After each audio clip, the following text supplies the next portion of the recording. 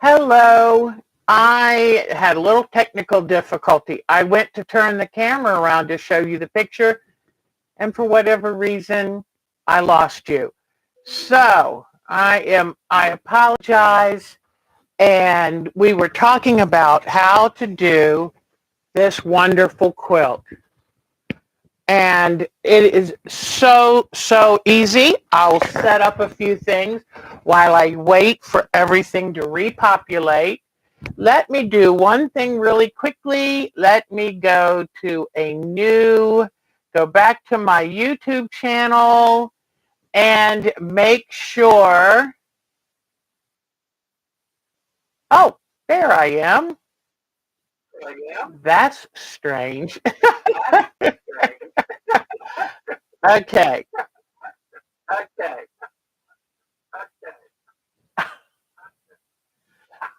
All right. Let me bring that back down. This is weird. I'm living in bizarro world.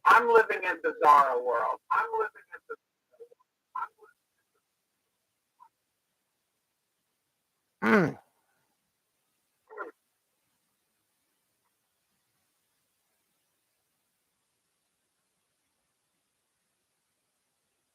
Okay. The only problem is I'm seeing and hearing myself.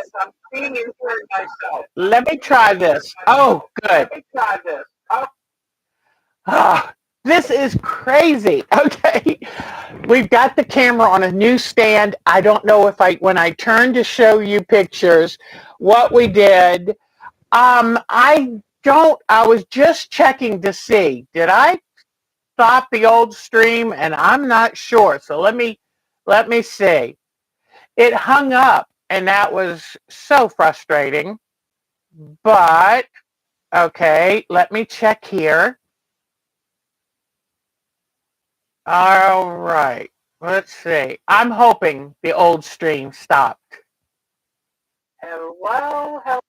I think it did stop. Yes. I'm back. Okay, here we go. Let's start again. I am so sorry about all this. I don't know what happened. I turned the camera to show you pictures, images, and somehow I lost you. So, yes, I had brought up my site to see if I'd shut off the old one, and I could see myself live, and every time I talked, I got a reverb. So anyway, here we are. I'm not going to waste any more of your time. Here is what we're working on. And one thing I did is, let me see. I'm so afraid to touch the camera now, but I want to show you because I don't know if you actually saw the image. So let me bring up this image and let me carefully move my camera again. Oh, I hope I don't lose you again. And here is the image. Let me turn this off real quick. There's the image that I'm doing for you today. And just so you can see, I've got another one. Whoops, no, not that one. Let me see. Oh, good. We're still on. This is the image I was thinking about for number 2. Now I'm going to edit it slightly, add my own touches, and then I found another wonderful image of a mountain lake. And I'm going to be drawing that one more myself.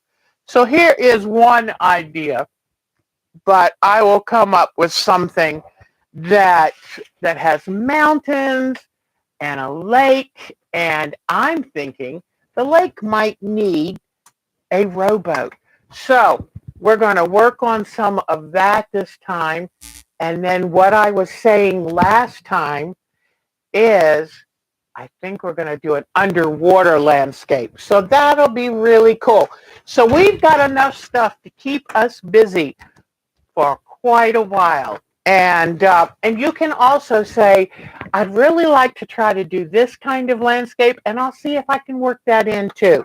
This landscape today is going to be a simple one, and it's to kind of get us this. I did a black and white of it, okay? A grayscale printing, because I wanted to be able to focus on all of the reeds and the dune grasses. So what I did, okay, took 3 different markers. One marker means it's a blurry image of the seagrass. One marker meant it was a wide and fluffy seagrass with the seed head. And the other color meant it's a sharp, crisp stem. Now, but before we get there, let's back up just a touch and show you how I painted the fabric. It was so easy, and it's not even expensive. Okay, a couple years ago, and in fact, not long ago, just bought another Exciter pack. I don't do a ton of fabric painting. So what I love is the Dynaflow by Jacquard. I use a lot of Jacquard products. They really are wonderful products. They're not my sponsors, but this is the Dynaflow by Jacquard. It's called an Exciter pack, and it comes on a plastic pack, and it has about 8 to 10 different little colors.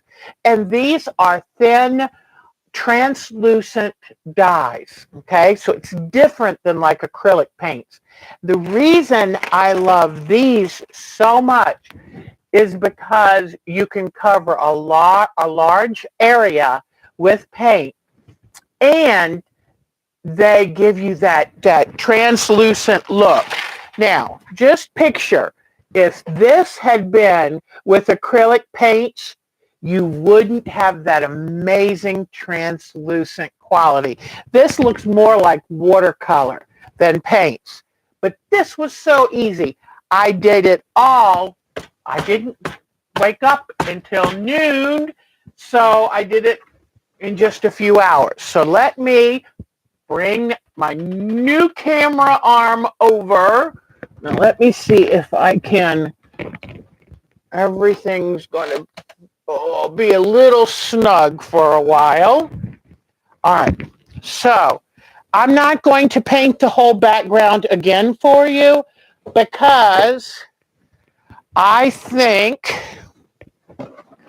I can just tell you and show you, and you'll be set. All right. Now, one thing I did, let me bring my camera down so you can be right here. It's aimed too high. Yes, it was. Thank you, Mary. Y'all are so good. My group is so patient with me. They know when I have to try to get used to something new. Let me see if I can zoom this in just a little. Yeah, now you feel like you're right there. I'm going to bring my iron over real quickly and get it to warm up, because let me tell you what I did today. I wanted to paint this fabric, and I said, how do I paint it so that the colors won't go through? Because if the colors go through onto whatever your background, besides making a mess, it will, if the colors go through, it will fade them out. Some of the pigments can fade out. So I took my good old handy dandy freezer paper. All right, let me see how this is going to work. I'm going to put this, I love having a good, like a book holder type thing. But anyway, so I will take this hunk of freezer paper, and then I put my white fabric. Now, when I do painting on fabric, I try to use PFD fabrics prepared for dyeing, or I try to use white fabric that I have washed really well, because you want to get out any sizing and chemicals that could prevent the dye, because that's what the Dynaflow is. It is a translucent ink type dye, and you don't want anything to get in the way of the dye being absorbed into the fibers and then staying, being part of the fibers forever. So I said, okay, I was put my thinking cap on like Miss Jody would, because, you know, she's the smart one about how do you take care of your surfaces and how do you manage your fabric. I ironed freezer paper onto the back of this fabric. I thought, hi, Laura, this is brilliant, because that way when I paint it, it won't go through onto the surface I'm painting it on, and the dyes will stay on the fabric instead of leaking through to the other side.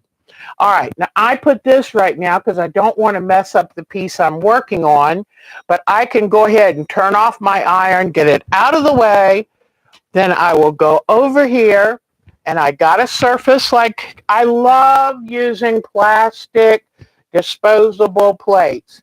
And I take some of this is one of many kinds of textile medium, okay? Fabric medium or textile medium. It helps any paint or dye be absorbed into the fabric and keep the fabric soft and pliable. So what I'm doing next is I'm going to get a beautiful magenta and a purple, and I'm going to, because I'm going to show you how I got the sky. All right, and I'm going to put a couple drops of this over here, and then I'm going to put a couple drops of this on the other side. And that just gives me a little control over how and when I want to mix it. Now, to paint a fabric and to have it be able to cover good and smooth, you need to have a nice, wet, large brush. If I were to use a regular size paintbrush, I'm not going to get the look, that covering, that watercolor wash look. So I come in with see all this water from the brush, and I pick up a little bit of this, bring it over here. I pick up some of the purple and come pick up some of the magenta, because I want this purpley pink sky. So then you come in and see my brush is nice and wet. You could even wet your fabric before you put the paints on. But see how now you get a really nice wash? Now since I can't, okay, good, here we go. Come on. All right, now I'm going to zoom you in another little bit again. Okay, so here's that part of the sky. Now I'll rinse my brush out, and I'm going to show you. And this is just, these exciter packs you can get at art stores. You can get them from Amazon. They're about $15 for a pack, and they will last. If you don't do a lot of fabric painting, they'll last you for a couple of years. And it's so nice because it allows you to get started without investing a lot of money. Because I'm a big believer in that. There's so many things I think I would love to do that, and instead of going out and investing too much money, take it slow. And let me get another paper towel rag. Here we go. The other day I cleaned out a bunch of old washcloths from my closet, and I brought them down here. I said, oh my gosh, I can always use them. So what I'm doing now is to have a little area of sunset. Okay, so that's what the picture had on. But you see how easy this is? Now I'm going to come back in and do the blue on the bottom. So I'm going to take normally I would use up this paint, but just to get it out of the way, and let me get ready for the next two colors. And what I need is two colors of blue.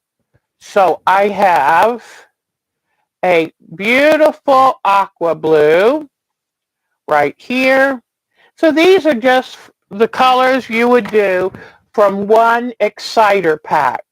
Now, if you have your own kind of transparent inks, then go for it. And one day, if I continue to like painting so much as I do, then I might go ahead and buy the jars. But the jars are a little expensive. I've priced some of those. So I'm going to take some of this. Don't use too much medium. The medium ends up making it kind of plasticized. So be careful. Another thing, if you wet the fabric first, you're less likely to have the bleeding. So let me just I'm going to go ahead and wet this fabric. And so I've got some of the darker blue up here, and I just do a touch of the medium and then come up here. And now I'm going to do a touch of the medium and come into the aqua. And here we go. Now, do you see how easy this is? And then what you can do, if you want it darker, then just come in and add a little bit more. Now, if you notice that it's bleeding too much from one to the other, then just come in and kind of dab it. But if you make sure that you've got enough medium and enough color, then hopefully it won't do too much of that.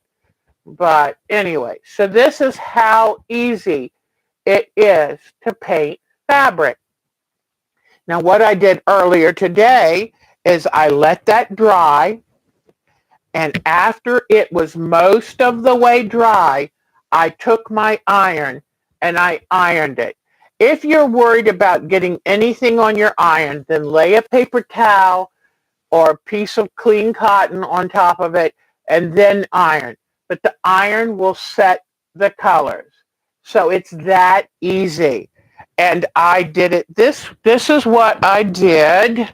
So it's fabric medium, whatever brand of fabric or textile medium you have. And these wonderful Dynaflow paints by Jacquard. So they're wonderful. So this is two sets in here, and I think I have one more set not open. But how great is that? Now, when I was first starting to paint the fabric, now I just would leave that somewhere to dry, then iron it real good to set the color, and then you're ready for the next step. Here is, let me back you back out. All right, let me push the camera back. And here, let me turn off this light. Whoops, come on. All right. Now, let me bring the camera back to a more upright. Okay, I'm not used to this yet. Okay, so there are all the different colors. And I have this photo, this image. So if you would like that image, because if you want to try to do it. Now, if you have ink tints, you can use ink tints. Use whatever you have. If you were to use acrylic paints with a textile medium, then just thin them down. And that way you'll get that translucence. But I always like to tell you what product I'm using so that you can expand your repertoire. But I tell you what, I really like painting fabric with Dynaflow. It makes it so easy. That means if you can use that, you don't have to go out and try to hunt for some kind of fabric. Make your own. Buy white fabric, buy the bolt on sale, wash it, press it when it's almost dry, and keep it handy for when you want to paint a background. And how easy is that? So if you'd like a copy of the image I used, send me an email at our time to quilt@pwc.com, and I will shoot out that image to you. All right, so now I've got the image. I've ironed it. The next step is I put a medium interfusible interfacing on the back of it. And you know how to use that. You put the nubby rough side towards the back of your fabric and you iron it nice and good. Follow the instructions on your particular brand. Some like a dry iron, some like a damp pressing cloth on it. But as long as you press it really good. Now, why do we press that? The reason we press that on is because then we're going to do thread painting. And if you don't put this on the back, when you go to do the thread painting, it's going to bunch and crunch or shift. That would be a mess. If you don't have the medium weight fusible, use 2 layers of the lightweight fusible. Because anytime you're doing this much thread work, you want to have a really good solid background. Okay, use water or just the medium. I try to use the medium whenever I can, even for ink tints. I find that the colors are brighter. They do a little less running or wicking out of the way, and I think they retain a brighter color when they're done. Okay? So if you don't have the textile medium, use water, and just remember, check for it on sale, grab yourself some. It also lasts a long time. Now, when it comes to like ink tints, sometimes you can use a aloe vera gel, but for this textile medium, you don't want to use too much because it leaves a plasticky feeling if you put too much, but it really does help the fabric. It really helps the fabric absorb and hold on to the colors. So now I'll show you, what do we do next?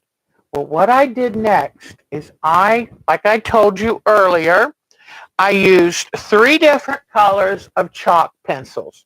And I looked at my original. I printed this out in grayscale, so it was very easy to see the stems and the seed heads of the dune grasses. Now, do you see how some in the background are kind of blurry? So that I marked with a yellow pencil, chalk pencil. Then you can use whatever different colors you want. I wanted to have something so I wasn't constantly going back and forth and checking. Then I had the white, I used the white to mark where I had the seed heads for the thicker areas. And then I had a pink color was my final color, and I used that for all the sharp stems, the things that were very much in focus.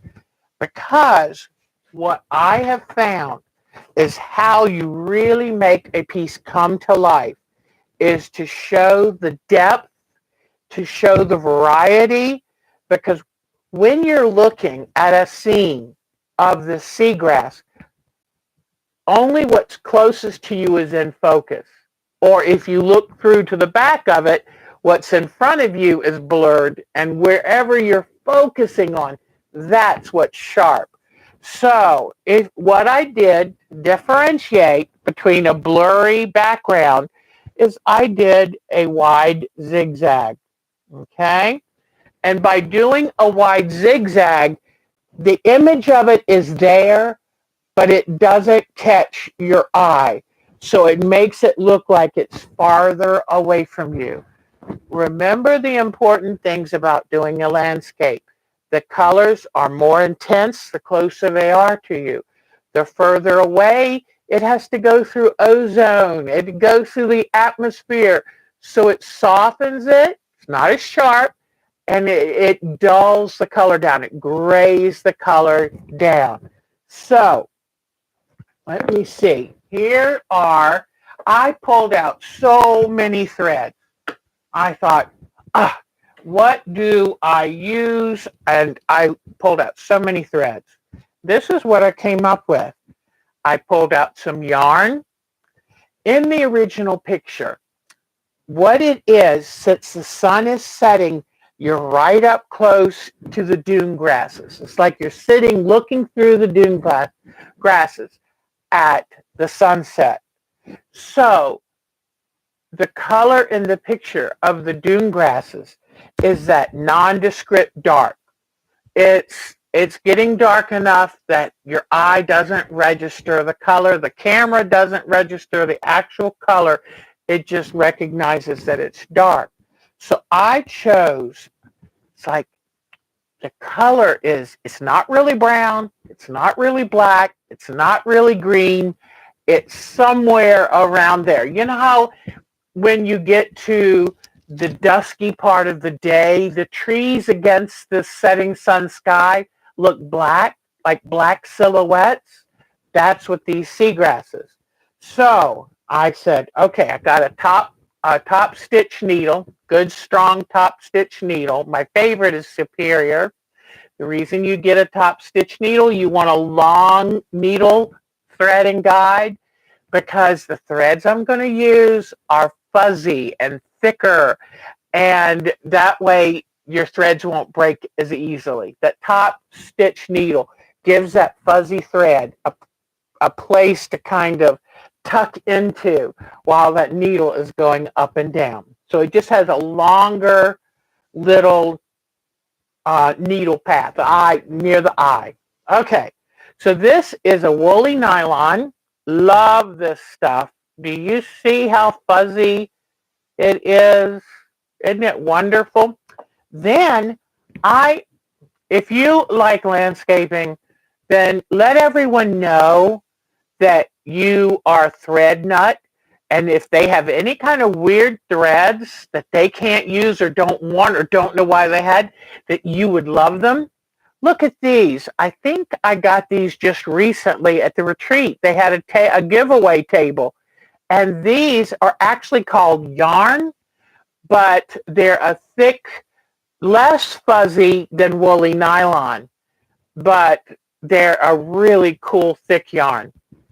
And then I even got some yarn, actual knitting yarn, that runs between brown and that dark green. So I just looked and thought, what do I have that fits this description? Now, one thing I've got to find, oh, that's right, I have my container where I keep pre-wound bobbins. I want to find a gray bobbin, a reasonably dark but gray bobbin. The reason I want to find a gray bobbin is because if my tension is set correctly, my thread will stay right in the middle. Hi! Yes, in fact, Karen, we have 2 shows. I'm sorry. I don't know what I did wrong, but I went to move the camera and all of a sudden I lost you. But in the back, I'm going to put a darker gray thread, because just in case my tension is a little off, and I do not want to see little white dots. Like if I use this white bobbin and my tension's not good, I'm going to see these little dots. So, and I love these little hair things. They are great at putting on bobbins to stop them from unwinding, because my thread and my bobbins always unwind when I'm not paying attention, and I think they just like getting my attention. Makes me mad. But anyway, so I'm going to use a dark gray bobbin, and I'm going to come load it in my machine and bring you over here. Come on, I'm trying to learn my new camera arm, and I should be able to, look, I can tilt you in so many directions. As long as I don't lose you, I'll be very happy. Well, now how do I make it stay? Hold on. It's supposed to work, but let me see. Okay, I'll open it. Let's see. Huh.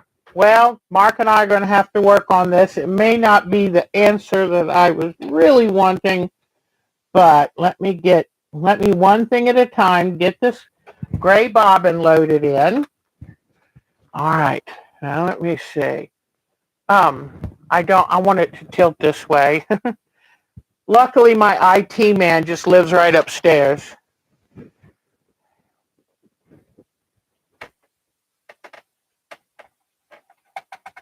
Thank you. You'll have to show me how you do that. Okay. It works. All right, so now I'm going to take this woolly nylon. Oops, it's not quite, I don't know what, I'm probably asking more than it's able to give me, but that's who I am. All right, so now, let me, oops. All right. And if I can just bring it down now, that's good. All right. It's sometimes tricky to try to get the woolly nylon. And let me see if I can get this in my needle.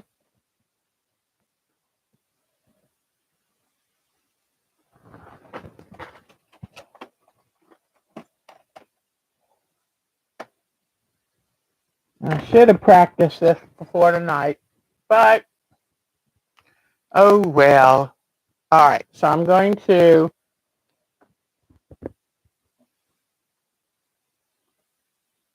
I'm having a hard time getting my needle. Let me see. Let me see if I can get this needle threader to work. Do you ever have your needle threader that kind of gets a little bit off? Yeah, it's acting up. I'm going to have to adjust it, but I don't know how to get this thread through the needle. This is a tricky kind of thread. Upstairs, it was working perfectly. That machine, the needle threader worked. I can't do it. I don't know where I have one.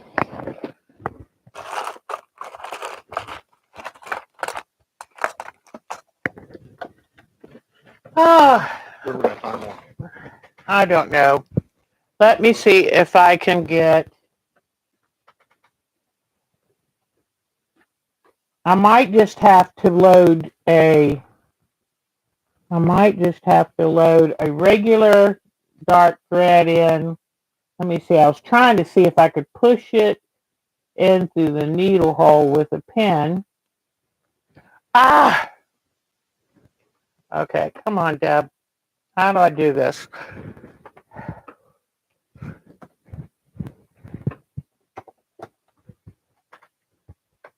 Okay, get it lined up. Oh, thank you, Miss Mary. You're so sweet. Okay, come on, get in the hole.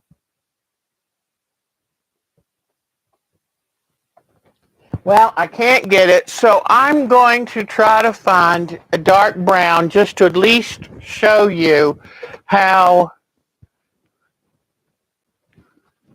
because without a needle threader, I am not going to be able to get that thing through the needle. The woolly nylon can be tricky because it is so wispy. So you know what okay, that didn't work. Let's do this. The thing that's sad about not being able to show you is because the beautiful thing about it, I can show you the movement and you just picture if it was nice and thick, because this is just regular dark brown thread. Now bring this camera down and the camera turned again. Okay, let's see. All right, so what I'm going to do is right here, I have a pink design which means, whoops, let me try this one more time. Well, not sure this arm is going to really do what I need it to do. All right. What I'm going to do is I have a pink line right here that's supposed to be the sharp look. So what I'm going to do is drop the needle, turn my stitch length down to 1.8 or 2.0, and just do a straight stitch. Now, just a nice straight stitch. Let me, this thing is really not doing what I need it to do. I think we're going to have to definitely work on this and find a better solution because, well, I am not going to be able to show you that today. And let me talk you through it, because if we can't do it one way, let's find a different way. Okay, let me come back up, and this is what I get. This is what I get for not trying it out first. All right, so what I did is I put the woolly nylon in, and where the stems were thicker, it just means I stitched them 2 or 3 times. And where they're thinner, it's just one pass with the woolly nylon. And where I used a variegated for the ones that are blurry in the background and just did a wide zigzag on those. Then when I wanted to do the seed flower heads, I'm not sure what you'd call that, dune grass, but where I wanted it to be thicker, I took my width, okay? My length of stitch was like 1.6 or so, but I took the width and I turned it way down to narrow, and then as I sewed along, I widened the stitch length to get that shape, okay? And to get this look, all I did was I took the fabric and I kind of went like this while I was stitching through to kind of get a frothy, flowery, kind of loose look on the flower heads of the seagrasses. So it's just varying. The stems were with woolly nylon and a straight stitch. The zigzags were for the ones that are supposed to look blurry. And then for the little seed head of the grass, I did a wide zigzag. And as I was stitching very fast, I just wiggled the fabric, which gave it that edge. And I could go over it 2 and 3 times if I wanted. If I had too much wiggle and not enough substance along the stem, then I just came back along the stem with that zigzag. And when you do it enough and you fill in all the difference, I left this open because I was going to show you how I did this. But with the camera arm not working, I can't do that. So I will try. I apologize. I will try to have it better next time. But I'm going to continue with this because then it's just a matter of quilting it. And with the quilting, I'll do some long, flowy lines in the back. I will not do any quilt stitches over the grasses that I've already done. I'll stop and start because these grasses are the star of this. So I'm sorry I couldn't show you exactly how I did it, but this is a great, great piece to practice on for us to get ready and do more complicated. Like I said, I just did this afternoon. Nice, nice, nice. All right, so next time if I'm going to do thread painting, I'll try to have the thing fixed, or we'll do it upstairs. I'll take you back to my frame room. But be on the lookout for odd, unusual threads. This is so interesting. It's not as fuzzy as the woolly nylon, but it gives you a statement. And I don't know what size it is. If I had to guess, it's an 8 or 12. Nice and thick. All right, everybody. Well, I hope that helped you. Hello, Marsha. I am so sorry. Tonight has just been a comedy of errors. But what can you do? You take off a couple weeks and you totally forget how to do the job. I will see you all on Sunday. And Sunday I'll try to show you the things that we worked on this year, because we did work on some really pretty things. And I want to get them totally finished because they're keepers. So thank you. Thank you, everyone, for sharing this time with me. And it is so good to see you again. And I'll try to have my stuff together by Sunday. All right? Take good care.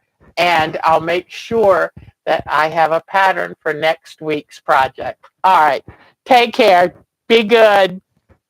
Bye, Laura. Thank you. And thank you for all your support. Y'all are so good. Night-night.